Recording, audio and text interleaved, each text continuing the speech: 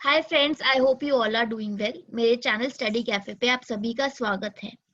Friends, GSTR 3B and GSTR 1 की filing को लेकर एक और नई नोटिफिकेशन आई है। ये नोटिफिकेशन 1 जनवरी 2021 को आई थी। ये नोटिफिकेशन आज मैं इस वीडियो के थ्रू आप लोगों के साथ डिस्कस करूंगी। So friends, आगे बढ़ने से पहले I just want to give you one information that we are launching one GST certification course. This is for beginners. और इस कोर्स में QRMP और IFF फैसिलिटी की ट्रेनिंग भी दी जाएगी। तो ये कोर्स जो है वो 9 जनवरी से शुरू हो रहा है। आप लोग अगर चाहें तो इस कोर्स को ज्वाइन कर सकते हैं। सो फ्रेंड्स, अब चलते हैं नोटिफिकेशन की ओर। तो ये जो आपकी नोटिफिकेशन आई है, the notification has come on 1 जनवरी 2021। अगर आप देखेंगे तो नोटिफिकेशन नंबर है 1/01/2021 एंड ये जो नोटिफिकेशन है ये central goods and service tax amendment rules 2021 है। ओके, तो अब देखते हैं इस नोटिफिकेशन में क्या अमेंडमेंट्स आए हैं।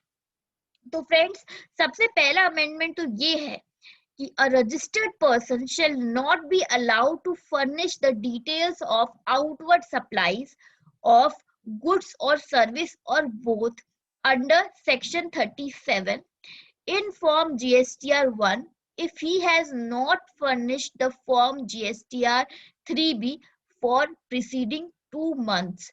So simply इसका मतलब ये है कि अगर मैंने लास्ट 2 मंथ्स की GSTR 3B फाइल नहीं की तो फ्रेंड्स अब मैं अपने GSTR 1 फॉर्म को फाइल नहीं कर सकती। आगे पढ़ते हैं, आगे क्या चेंज लेकर आया है ये रूल। अब a registered person required to furnish return for every quarter. So basically यहाँ पे उन registered person की बात हो रही है जिन्होंने QRMP स्कीम को ऑप्ट किया है। अगर आपने QRMP स्कीम को ऑप्ट किया है then he shall not be allowed to furnish the details of outward supplies of goods or service under section 37 in form GSTR 1 or using invoice furnishing facility if he has not furnished the return in form GSTR 3B for preceding tax period. So QRMP scheme को आपने opt किया है और अगर आपने अपने quarter की GSTR 3B को फाइल नहीं किया तो फ्रेंड्स आप ना ही GSTR 1 फाइल कर सकते हैं और ना ही आप इनवॉइस फर्निशिंग फैसिलिटी को यूज कर सकते हैं। आगे पढ़ते हैं, आगे क्या चेंज लेके आया ये रूल।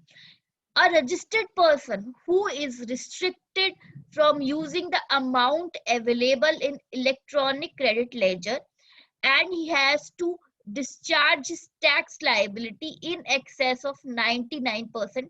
So basically यहाँ पे ये जो बात हो रही है ये रूल 86B की बात हो रही है।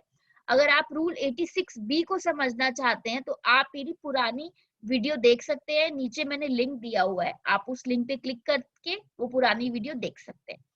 Okay, he shall not be allowed to furnish the details of outward supplies in form GSTR 1 or using the invoice furnishing facility if he has not furnished return in form GSTR 3B for preceding tax period. तो simple सी बात है, अगर आपके ऊपर rule 86B applicable है और आपने अपने प्रीसीडिंग टैक्स पीरियड की GSTR 3B फाइल नहीं की तो आप ना ही GSTR 1 को फाइल कर सकते हैं और ना ही इनवॉइस फर्निशिंग फैसिलिटी को यूज कर सकते हैं। तो फ्रेंड्स आगे बढ़ते हैं, अब इन रूल को थोड़ा हम समझते हैं।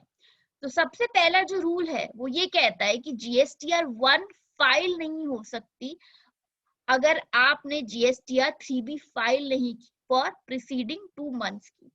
फ्रेंड्स, इस रूल को लाने के पीछे की वजह क्या है मैं जरा डिस्कस करना चाहती हूँ। अभी बहुत सारे टैक्स पेयर्स ये चीज कर रहे थे कि वो क्या करते थे, GSTR 1 तो फाइल कर देते थे अपनी, और जब वो GSTR 1 फाइल करते थे तो as a result GSTR 2B में जो ITC है वो पास ऑन कर देते थे, 2B या 2A एज द केस में भी ITC आपका पास ऑन हो गया तो आपका जो वेंडर है वो तो खुश हो गया। बट हुआ क्या, उन्होंने GSTR 1 तो फाइल कर दी, लेकिन उन्होंने GSTR 3B को फाइल नहीं किया। ये डिफॉल्ट वो करते रहे। एज अ रिजल्ट जो उनका आउटवर्ड सप्लाई के ऊपर टैक्स था वो गवर्नमेंट तक नहीं पहुंचा। And that is the reason government ये रूल लेकर आई है कि अब अगर आपने प्रीसीडिंग 2 मंथ्स की GSTR 3B को फाइल नहीं किया तो आप GSTR 1 भी फाइल नहीं कर सकते। फ्रेंड्स, अब सिमिलरली यही सेम चीज QRMP के लिए भी है। अगर आप QRMP को ऑप्ट करते हैं और आपने अपनी GSTR 1 फाइल नहीं करी किसी भी एक क्वार्टर की, तो आप आगे चलकर GSTR 1 या IFF फैसिलिटी को यूज नहीं कर सकते। QRMP स्कीम के बारे में जो हमारा वेबिनार होगा उसमें भी हम आप लोगों के साथ डिस्कशन करेंगे। एंड फ्रेंड्स, नेक्स्ट जो 86B की इम्प्लीकेशन है वो हम एक बार इस छोटे से स्नैपशॉट में डिस्कस करेंगे।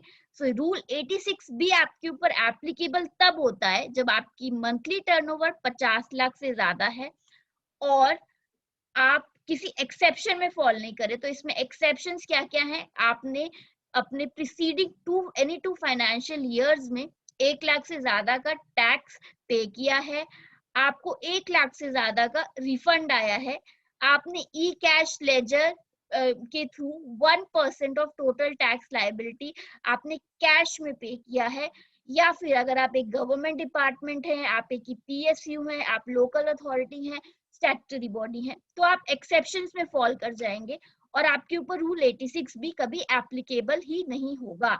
लेकिन अगर आप एक्सेप्शंस में भी फॉल नहीं करते और आपका जो मंथली टर्नओवर है वो 50 लाख से ज्यादा का है, तो उस केस में फ्रेंड्स आपके ऊपर रूल 86 भी एप्लीकेबल हो जाएगा। और जब ये रूल एप्लीकेबल होगा उसका क्या मतलब है, उसका मतलब ये है फ्रेंड्स कि आपका जो ITC जो आपके क्रेडिट लेजर में पड़ा है उसकी यूसेज पे आपके ऊपर रिस्ट्रिक्शन लगा दी जाएगी और 1% जो आपकी टैक्स लायबिलिटी है वो आपको कैश में पे करनी पड़ेगी। तो फ्रेंड्स, अब देखते हैं इस रूल का इस नोटिफिकेशन के साथ क्या लिंकेज है। तो फ्रेंड्स, बेसिकली अब ये नोटिफिकेशन ये कहता है कि अगर आप रजिस्टर्ड पर्सन हैं जिसके ऊपर रूल 86 भी एप्लीकेबल है, तो उस केस में फ्रेंड्स अगर आपने प्रीसीडिंग टैक्स पीरियड की GSTR 3B को फाइल नहीं किया, तो उस केस में आप ना GSTR 1 फाइल कर सकते हैं, ना ही आप इनवॉइस फर्निशिंग फैसिलिटी यूज कर सकते हैं। तो friends, this was about the new GST notification जो आई है 1 जनवरी 2021 को। अगर आपको ये वीडियो अच्छा लगा तो प्लीज इसे लाइक कीजिए, इसे शेयर कीजिए और मेरे चैनल को सब्सक्राइब कीजिए। और ये जो कोर्स का लिंक है वो मैं नीचे डाल दूंगी, आप चाहें तो उस कोर्स को ज्वाइन कर सकते हैं। Thank you very much friends, have a nice day.